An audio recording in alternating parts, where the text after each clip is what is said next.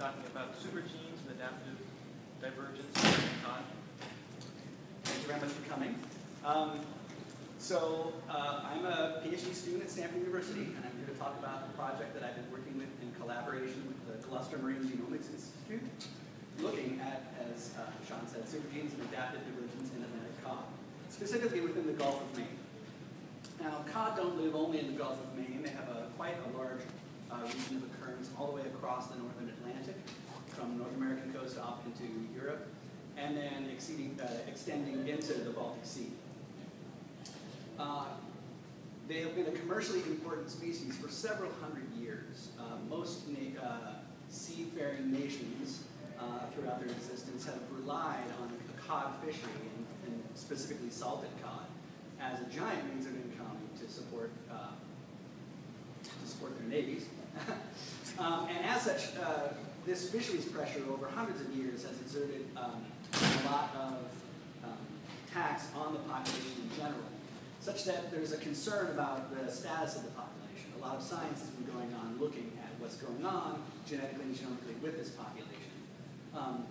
Recently, we have a nice tool, there we go, looking at the genetics and genomics across the range. This tool is a pedigree linkage map. It was created in 2010 by Sophie Hubert out of Halifax. And what they did was generate 1,500 EST-derived SNPs, or expressed sequence tag-derived SNPs, and map their recombination rates amongst a number of crossing individuals and their offspring, and found what looks like a total of 23 chromosomes using these EST tags. Those EST SNPs have also been used to look at pan-Atlantic adaptation. So what I'm showing you here is a number of SNPs here along the y-axis, and then along the x-axis are locations across the Atlantic. So we have the Western Atlantic, Georgia's Bank, Nova Scotia, etc. on the left side, on the right side all the way across to Norway, Iceland, Ireland. And the color coding is in reference to the allelic state at all of these SNPs. And what you can see is that the alternate allele is in very, very low frequency on both sides of the Atlantic, but very, very high frequency, nearly fixed in the North Atlantic. And this is highly correlated with bottom temperature, right? So in the North Atlantic, bottom temperature is very cold. That's where cod live and spawn. And on both sides, it's much warmer, being relative. It's like 8 degrees Celsius at the bottom of those locations. And these SNPs that are on the y-axis, because we have the linkage map analysis, tend to be located in 3 regions on the genome, down at the bottom of linkage map 2, in the middle of linkage map 7, and fairly well dispersed in linkage map 12. And I want you to remember 2, 7, and 12, because we'll see these again. So these look like what are classically called islands of divergence, but I'm going to make an argument that perhaps these are in fact supergenes, because now, with the advent of having the genome, a draft genome available for these, we can take these SNPs and understand what genes are in these regions. Specifically within the Gulf of Maine, there's been a lot of concern about the cod fishery. In the 60s and 70s, bottom trawl surveys show a large population of cod. At this time, the fishing was maybe in decline, and fishermen were reporting less catch than usual. So they did this survey and found, again, there's a lot of cod within the Gulf of Maine and along the Georgia's Bank. That's kind of the southwest part of this graph.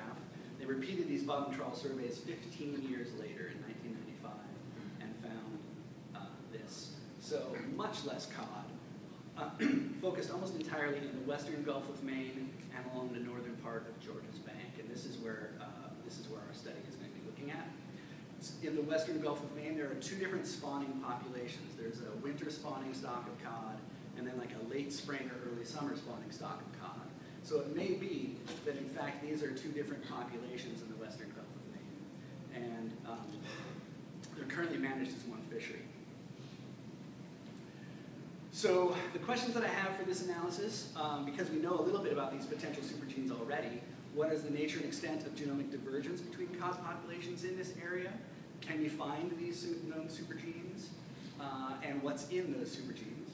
And then also, as a nice side piece of the same data, is their neutral population structure within the Gulf of Maine. So to answer this question, we sampled, and well, we, meaning the Massachusetts Department of Marine Fisheries, sampled 10 cod from the winter spawning population and 11 cod from the spring spawning population just south of Cape Ann here, and another 10 from the Georges Bank population. We took fin clips from individuals that were in spawning condition. This was really important because we know that they have this spawning time divergence. We had to make sure that these were actively spawning cod. With those fin clips, we generated Nextera libraries and sequenced 100 base pair paired end reads from them to a depth of 80x coverage for half of the individuals, 5 per sample group, and then 25x coverage for the remainder.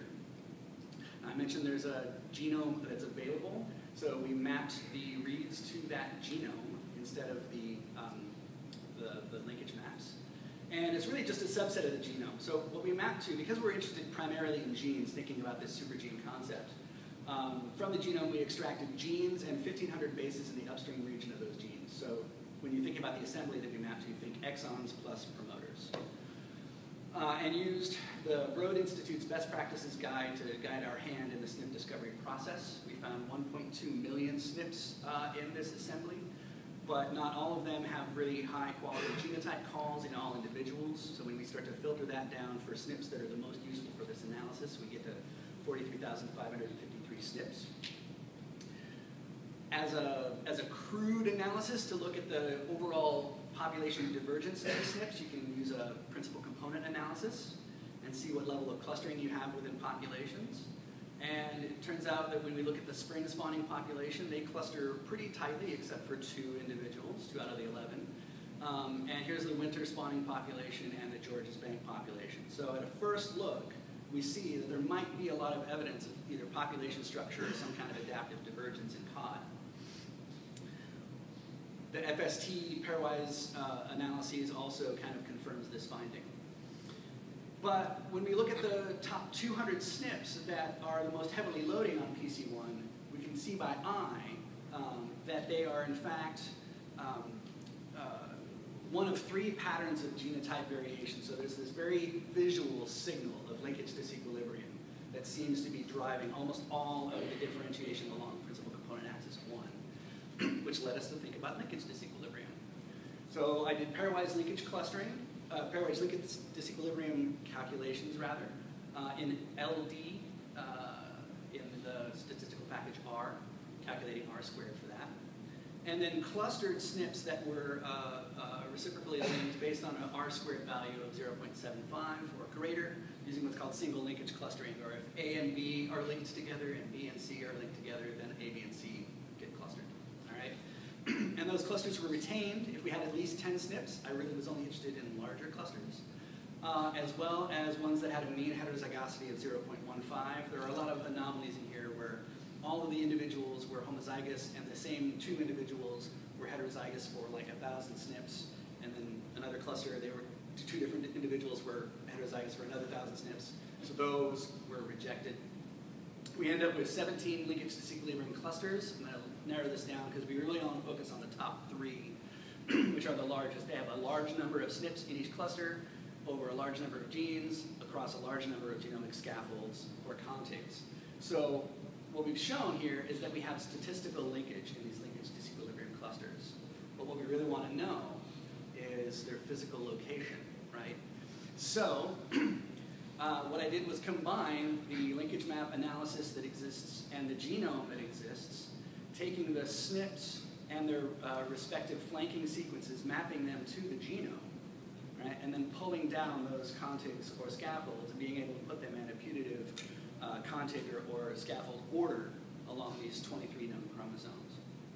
And by doing that, I'm able to show that, in fact, as a rule, each one of these linkage map clusters corresponds to SNPs very highly co-located all in the same linkage map group. So cluster 1 maps on group 7, cluster 2 on group 2, and cluster 3 on map 12. Remember, 2, 7, and 12, before I showed you, were the ones that seem to be highly associated with bottom temperature across the Atlantic. So now that we know what these clusters are, we can, and what the kind of contig or scaffold order is across the linkage map groups, we can do a pairwise FST analysis in a Manhattan-style plot and look at divergence between our groups. And what I highlight linkage maps 2, 7, and 12 in red, blue, and purple, for you to focus on, because we can see that linkage map 2 seems to be divergent between spring and winter, and spring and Georges Bank, but not so much between winter and Georges Bank. Not a whole lot of divergence in linkage map 7. And linkage map 12, you can see a large amount of divergence between Georges Bank and spring, and maybe if you have a kind of an eye for it, Georges Bank versus winter. And the SNPs that are driving this differentiation are the linked SNPs that I talked about before. So the FST, when we look at pairwise FST overall in these linkage groups, the FST ranges between 0.65 and 0.1, comparing spring to everybody else for linkage map 2, and 0.8 to 0.17 when you compare Georges Bank to all other groups. So to look at this a little bit further, we know about the linkage clusters, but we don't know how far they reach. So what I did was, instead of pairing the individuals by their population of origin, I binned them by their homozygous state in a linkage map group. So by example, in linkage map 12, this is a pairwise FST analysis of homozygous reference for the linked cluster and homozygous alternate for the linked cluster. What I'm trying to do is drive as much divergence in this analysis as possible so that I can see where that FST is elevated. If the FST is elevated only in one region, then that means that linkage cluster is kind of a discrete unit and it's not affecting allele frequencies elsewhere in the genome. And that's in fact what we see here. So linkage map 2, we can see has this elevated FST at the end of linkage map 2. If you remember back to the linkage map structure, that was where those SNPs were found. First, the EST SNPs were found. And the same pattern holds true for linkage maps 7, very strongly located in the middle of linkage map 7, and then really dispersed across linkage map 12, and not anywhere else in the genome. So to kind of characterize these putative supergenes, I looked at where the SNPs were within them. Remember, we have exons and we have promoters. And it seems like there's a significant push away from SNPs that rely in genes rather than promoters. So these areas seem to be protected from mutation, all right, to a very high degree. And it would be nice, the classic definition of supergenes being genes that have a related molecular function. When we look at that, there is no significant enrichment of any Go categories in any one of these clusters. However, they do have a lot of genes that seem to have related functions that just aren't tied into this specifics of Go clustering. Lastly, I'll show you that when we look at, this should look familiar, I showed you this earlier, this is using all of the data. But because we found these linkage, these supergenes on linkage maps 2, 7, and 12, if we pull that data out of the analysis and repeat a PCA looking at divergence across populations, it all goes away. Okay, so almost entirely all of the divergence that we see between groups of cod in our study are directly related to these supergenes and the regions around the supergenes, because all divergence collapses. So what I hope I've shown you is that there's adaptive divergence between supergene haplotypes, and that plays a major role in the genetic differentiation between potential cod stocks. That adaptive divergence is specifically located in linkage map 2 between the spring spawners and all other samples. And this could be the one that's the most highly related to temperature, because bottom temperatures in the Gulf of Maine range between 3 and 10 degrees, depending 3 in the winter and about 10 in the summer. So, and we don't see that difference in linkage map 12. Linkage map 12 instead diverges between Georges Bank and Gulf of Maine, so that might be a signal of population separation. And lastly, when we remove those signals, we see no signal of neutral structure at all. I'd like to thank the GMGI, David Ward and Chris Munkholm, the Massachusetts Division of Marine Fisheries, and my advisor, and Nina Terkelson, for introducing me to the world of cod. Thank you.